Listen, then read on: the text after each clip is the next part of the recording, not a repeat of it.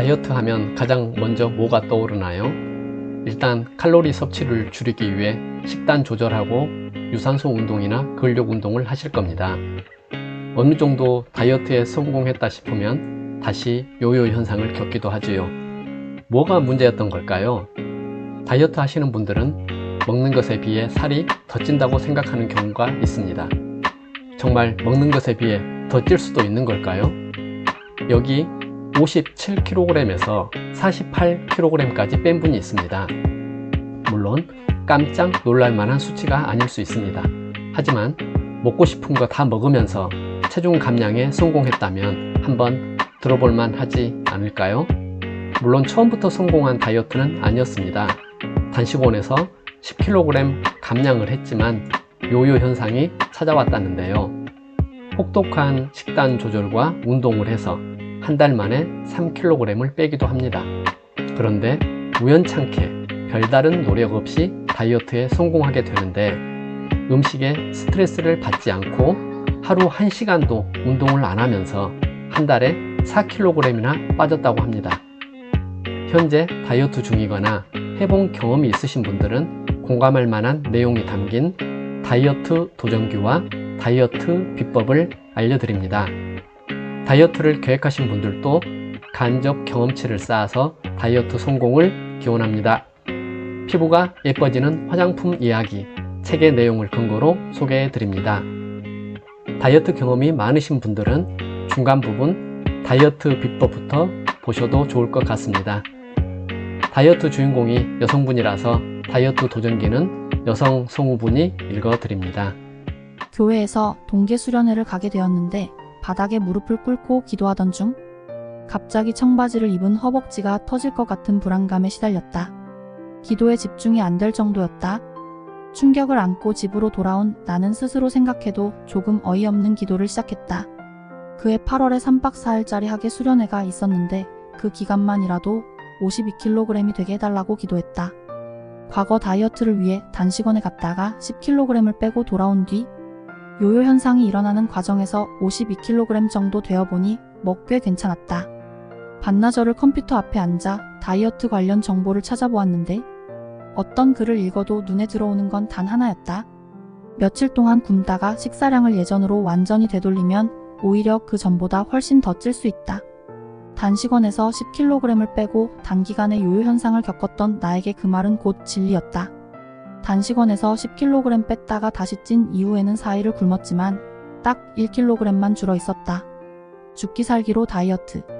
식사 조절만으로는 몸무게를 줄이기 힘드니 운동을 병행해야 한다는 의견이 많았다. 그래서 휘트니스 클럽에 등록했다. 5월 초 트레이너가 측정해준 몸무게는 57kg이었다. 5월 말에 54kg으로 마무리하기까지 나는 하루 1200kcal만 먹는 살인적인 식단으로 버텼다. 죽고 못 살던 아이스크림과 과자는 100% 끊었다. 친구들은 독하다고 난리였고 가족들은 내가 제발 살을 빼기를 바랐는지 아무 말 없이 지켜보기만 했다. 운동은 더 압권이었다. 피트니스 클럽에서 근력 운동 1시간, 요가 센터에서 요가 1시간을 하고도 모자라 청담대교에서 잠실대교까지 오가며 1시간 동안 빨리 걷기를 했다. 하루 3시간씩이나 운동을 했다. 단 하루도 빼먹지 않았다. 지금 생각해보면 잘못된 다이어트로 흔히 말하는 강박증 같은 게 아니었나 싶다. 다이어트 하는 사람들 중에 그때 나처럼 미친 듯이 운동하는 사람들을 종종 보게 된다. 살이 안 빠질까봐 혹은 요요 현상이 일어날까 싶어 두려운 마음에 에너지를 계속 소비하는 것이다. 충격은 6월 말 체중계에서 찾아왔다. 그토록 적게 먹고 미친 듯이 운동했는데도 6월 한 달 동안 겨우 1kg이 줄었다. 똑같이 7월 한 달을 보낸 뒤에도 달랑 1kg이 줄었다. 근력 운동을 열심히 하고 소식을 유지했더니 9월에는 다이어트의 탄력을 받아 48kg을 달성했다. 초등학교 6학년 이후 처음 접해보는 40kg대 몸무게였다. 언제 피부 트러블로 스트레스를 받았나 싶을 정도로 피부는 뽀얗고 야들야들한 살결을 자랑했다. 더 이상 다이어트를 해야 할 필요성을 느끼지 못했다. 긴장이 풀리고 마음의 여유가 찾아오자 다이어트한 몸을 유지할 수 있다는 자신감이 생겼다. 그러면서 슬슬 끊었던 아이스크림과 과자를 조금씩 먹기 시작했다. 물론 다시 살이 찔 수도 있다는 두려움 때문에 매일매일 몸무게를 재가면서 과자를 먹었다. 끊었던 고칼로리 음식들을 먹어도 몸무게에 변화가 없자 양을 늘려가기 시작했다. 하루에 쿠키 하나를 먹고 마치 마약이라도 한 듯 해롱거리며 좋아하더니 그해 11월 친구 집에 놀러가서는 에이스 3통을 앉은 자리에서 다 먹어 치웠다. 도무지 제어할 수가 없었다. 말로 듣던 심각한 식이장애를 경험한 것이다. 초저칼로리 다이어트를 하면 식이장애를 겪을 수 있다. 하지만 특정 음식만 먹거나 특정 음식을 무리하게 절제하는 잘못된 서구식 다이어트를 하게 될 경우에도 식이장애의 고통이 찾아온다. 그러한 다이어트는 확실한 감량 효과가 있지만 건강하고 날씬한 몸을 오랜 시간 유지하는 데는 한계가 있다. 나는 다이어트에 방해가 된다는 고칼로리 음식, 인스턴트 식품을 100% 끊어가며 살을 뺐다. 몸무게는 확실히 줄었지만 줄어든 식사량과 좋아하는 음식을 억제하는 데 따른 심리적 스트레스가 상당했다. 먹고 나면 늘 곧바로 후회했지만 그동안 억제되었던 것이 폭발해 이미 멈추기 힘든 지경이 되었다. 6개월간 소식을 했으니 조금만 먹어도 포만감이 생겨 과식을 하지는 않았지만 그야말로 하루 종일 쉬지 않고 먹었다. 대신에 하루 1시간이라도 쉬지 않고 운동을 했지만 결과는 6월이 되자 다시 57kg으로 올랐다. 들어버린 몸무게가 문제가 아니다. 요요 현상과 식이장애로 스트레스가 최고를 달렸다. 먹고 난 후에는 늘 괴로워했고 히스테리를 부렸다. 다이어트하는 동안에 굉장히 좋아졌던 피부가 다시 나빠졌고 그로 인해 더욱 스트레스를 받는 악순환의 연속이었다. 그러다 몸이 허약해지고 안 좋아져 한의원을 다닐 정도가 되었다. 다시 시작한 다이어트. 한의원에 다니면서 매일 한약을 먹었는데 나는 의사의 지시를 굉장히 잘 따르는 편이다. 먹지 말라는 거 안 먹고 치료에 열중하다 보니 자연스레 밀가루 음식을 끊게 되었다.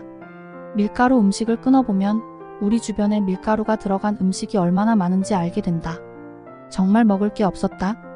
밀가루를 전혀 안 먹는 대신에 한식 위주로 골고루 먹으며 하루 1500kcal에서 1800kcal를 섭취했다. 절대 적은 양이 아니다. 한 끼 식사 600kcal 기준으로 하루 3끼 집에서 먹는 밥이면 한 끼 400kcal로도 포만감이 느껴지고 쓸데없는 음료수 따위를 끊으면 충분히 가능한 수치다. 한 달 만에 4kg이 빠졌다. 다른 사람들이라면 몰라도 내가 먹을 거 먹으면서 이런 속도로 살이 빠지다니 상상도 못한 일이 일어났다. 음식에 스트레스를 받지 않고 하루 1시간도 운동을 안 하면서 한 달에 4kg이나 빠진 것이다. 여기에 큰 충격을 받아 이때부터 다이어트를 다시 생각하게 되었다. 오직 경험에서 비롯된 어쭙지 않은 소견을 밝히자면 굉장히 어렵게 다이어트해도 살은 빠진다. 어떤 방식으로든 살을 빼는 방법은 너무나 많다. 그러나 분명한 사실은 무리 없이 오래 유지하고 스트레스 없고 건강을 전혀 해치지 않는 다이어트 방법도 있더라는 것이다. 피부에 윤기 잘잘? 피부가 너무너무 부러워요? 닮고 싶어요? 어떻게 관리하세요? 죽기 전에 이런 말을 듣게 되리라고는 기대는 물론 상상조차 못했다. 내 삶의 아주 작은 기적. 그토록 고생하면서 48kg까지 뺀 그 시간과 스킨케어에 쏟은 돈이 무색할 정도로 마지막 다이어트는 너무나 쉽게 이루어졌다. 아주 어이없이 날로 먹었다. 그래서 지금은 이렇게 완벽해졌다 이런 이야기를 하려는 게 아니다. 여자라면 누구나 원하는 다이어트와 건강한 피부지만 힘들고 돈이 드니까 포기하게 되는 게 현실이다. 다이어트 성공 후 겪은 요요 현상을 비롯해 요점만 모아 생각나는 대로 이야기하겠지만 두서가 없을 게 뻔하다. 다이어트 도전기 잘 들어보셨나요? 지금부터 음식에 스트레스를 받지 않고 하루 1시간도 운동을 안 하면서 한 달 만에 4kg을 뺀 다이어트 비법을 알려드리겠습니다. 다이어트 비법을 알려드립니다. 1. 다이어트에 대한 가치관부터 전면 수정하라. 먹는 건 포기 못한다. 먹고 싶은 거 다 먹은 대신 운동을 많이 하겠다. 이거는 아주 멍청한 생각이다. 이렇게 하면 몸이 늙고 피부도 늙는다. 운동도 적당히 해야 몸과 피부에 좋은 거지. 먹고 싶은 거 다 먹고 하루 5시간 운동해보면 알게 된다. 2주 동안 1kg도 꼼짝하지 않을 때도 있다. 겪어보면 정말 놀랍도록 신경질이 난다. 2. 다이어트 일기를 최소한 3개월은 써라. 나는 1년 정도 쓴 것 같다. 다이어트 일기를 쓰고 정말 놀랐다. 항상 나는 먹은 것에 비해 살이 더 찌는 체질이라고 굳게 믿었다. 그런데 일기를 쓴 후 나는 먹은 것보다 오히려 살이 덜 찌는 체질이란 걸 알게 되었다. 평소 먹던 칼로리를 체크해보니 거의 10년 동안 하루 평균 3000kcal 이상을 먹으며 살아온 것이다. 웬만한 장정들보다 더 먹었다.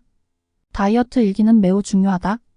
다이어트를 하는 내내 쓰면 좋지만 그게 안 되면 한두 달이라도 꼭 써보기를 권한다. 자신은 정말 얼마 안 먹는데 살이 안 빠진다고 착각하는 경우가 많다. 써보면 느끼지만 의외로 많이 먹는다. 3. 건강 상태를 민감하게 살펴라. 건강하면서 살만 조금 찐 경우도 있지만 살찌고 피부가 안 좋은 사람들은 99% 건강에 이상이 있다. 나는 소화기가 약하다. 그럼에도 먹는 걸 너무 좋아하다 보니 몸은 전혀 신경 안 쓰고 언제나 과식한다. 먹고 난 후에 소화가 안 되어 괴로워하며 소화제를 먹으면서도 언제나 과식을 한다. 소화가 안 되는 음식을 자꾸 먹으면 소화기관은 그걸 소화시키느라 평소보다 훨씬 힘들어진다. 그을음이 생기는 것과 마찬가지로 얼굴 같은데 뾰루지가 올라오거나 낯빛이 칙칙해진다. 밤늦게 먹으면 살찐다고 안 먹는 사람들이 있는데 경험에 의하면 매일 밥 먹어도 몸무게가 더 늘어나지 않았다. 밤에 먹어서 문제가 아니라 낮에 먹고 밤에 또 먹는 것이 문제였다. 그러나 야식을 강력하게 반대하는 이유는 하루 종일 혹사했던 소화기관도 쉬어야 몸과 피부가 건강해지기 때문이다. 밤에 먹는 버릇을 들이면 몸이 지치는 데다 제대로 된 다이어트를 위한 기본 바탕이 안 만들어진다. 소화기에 문제가 있음을 알게 된 후 소화가 안 되는 밀가루부터 끊었다. 그렇게 좋아하는 스파게티 빵 등 밀가루를 끊고 보니 집 밖에서는 먹을 게 하나도 없었다. 매일 볶음밥, 된장찌개, 비빔밥 등 한식만 먹었다. 볶음밥도 처음에 무조건 반을 잘라내고 밥만 먹었다. 처음에는 밥을 줄이지 않고 밀가루만 끊었는데도 살이 빠졌다. 이렇게 절반 먹기를 한 달 동안 했더니 4kg이 빠지고 탄력을 받아 3개월을 계속하니 그때부터 몸이 이상해졌다. 절반 이상 먹으면 포만감이 느껴졌다. 음식이 턱까지 찬 기분, 밥 한 공기에 이런 기분을 느끼는 건 난생 처음이었다. 천천히 먹기. 밥을 천천히 먹는 습관을 완벽히 들이기까지 3개월 이상 걸렸다. 천천히 먹어야 적게 먹고 살이 덜 찐다는 이야기를 들은 후부터 철저하게 지켰다. 가루가 될 때까지 씹었다. 그렇게 먹으니 한 끼를 30분에서 40분에 먹게 되었다. 적은 양이라도 30분 동안 식사하니까 그 포만감이 놀라웠다. 배가 불러 물 한 모금 안 들어갔다. 3개월을 계속하니까 어디서 먹든 천천히 먹게 되고 빨리 먹는 사람들과는 식사를 피하게 되었다. 먹고 싶은 거 다 먹기. 과자가 먹고 싶으면 밥 한 끼 대신에 그 과자를 먹어라. 정말 먹고 싶은 과자를 하나 골라서 우유랑 먹든지 더 여건이 되면 과일을 추가하든지 하라. 배가 많이 고플 듯 싶겠지만 습관이 되니 정말 과자가 한 끼 식사가 되는 기이한 일이 일어났다. 과자 한 봉지에 배가 부르고 더 이상 먹을 게 생각나지 않았다. 예전에 회사에 다닐 때 느닷없이 새우깡에 중독되어 매일 점심 대신에 새우깡 한 봉지와 요러브 생크림 요구르트를 하나씩 먹었다. 한 달 내내 그렇게 먹어도 몸무게는 늘지 않았다. 간식이 아니라 밥 대신 먹었기 때문이다. 옥주현, 배용준 등이 닭가슴살 다이어트를 했다고 해서 나도 냉동실 가득 닭을 채워넣고 몇 개월 동안 닭가슴살 샐러드만 먹은 적이 있다. 원치 않는 걸 먹어야만 한다는 생각에 닭을 먹고 배가 불러도 자꾸 다른 게 생각났다. 식이장애로 가는 위험 단계다. 다이어트에서는 음식의 질이 매우 중요해 살이 안 찌는 걸로 가려 먹어야 한다. 하지만 더 중요한 건 양이다. 아무리 음식을 가려 먹어도 양을 줄이지 못하면 절대 살을 빼지 못한다. 양을 줄이는 습관을 통해 무얼 먹든 조금 먹는 사람이 되어야 한다. 그러면 요요가 오지 않는다. 여기서 조금 먹는다는 뜻은 전보다 조금 먹는 것이지 지극히 정상적인 양이다. 4. 운동하기보다 운동하는 사람이 되어라. 어떤 운동이 살 빼는데 더 효과적인지 따지지 말고 꾸준히 하기나 하라. 꾸준히 하지 않는 사람들이 살이 더 잘 빠지는 운동을 찾는다. 내가 그랬다. 다이어트 하면 걷기 운동이다. 유산소 운동인 걷기는 지방 연소에 좋지만 조금만 과해도 근육이 같이 빠지는 단점이 있다. 나는 요가, 필라테스, 수영, 에어로빅 등 안 해본 운동이 없지만 별 만족 없이 다 그만두었다. 마지막으로 잡은 것이 바로 휘트니스 센터 하나? 센터에서 몇 시간씩 보내는 사람들과 달리 나는 도착해서 나오기까지 샤워하는 시간 빼고 1시간을 넘기지 않았다. 뻔뻔하게 유산소 운동도 안 하고 근력 운동만 했다. 복근 운동을 특히 열심히 했다. 실제 운동 시간은 하루에 40분 정도씩 주 4일을 했는데 신기하게도 한 달에 4kg이 빠졌다. 요 현상을 겪기 전 하루에 3시간씩 운동했던 생각을 하면 정말 놀라운 결과다. 무조건 적게 먹고 무조건 오래 운동한다고?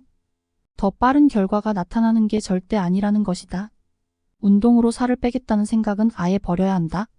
다이어트는 무엇보다도 과도하게 먹던 음식의 양을 정상으로 돌리는 것이 가장 우선이다.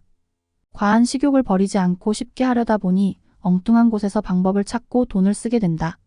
나는 원래 외식하면 밥을 절대 안 남겼다. 맛있는데 먹을 수 있는데 왜 남겨? 그래서 언제나 싹싹 비웠다. 다이어트를 하면서 생각을 바꿨다. 너무 맛있어서 혹은 돈이 아까워서 배부른데도 다 먹으면 살쪄서 스트레스 받고 남긴 밥의 몇십 배 되는 돈이 다이어트 하는데 든다. 남은 밥을 보며 내 몸무게가 그만큼 빠져나간다고 생각해라. 5. 소금과 화학 조미료를 멀리해라. 짭짤한 음식은 모두 밥도둑이다.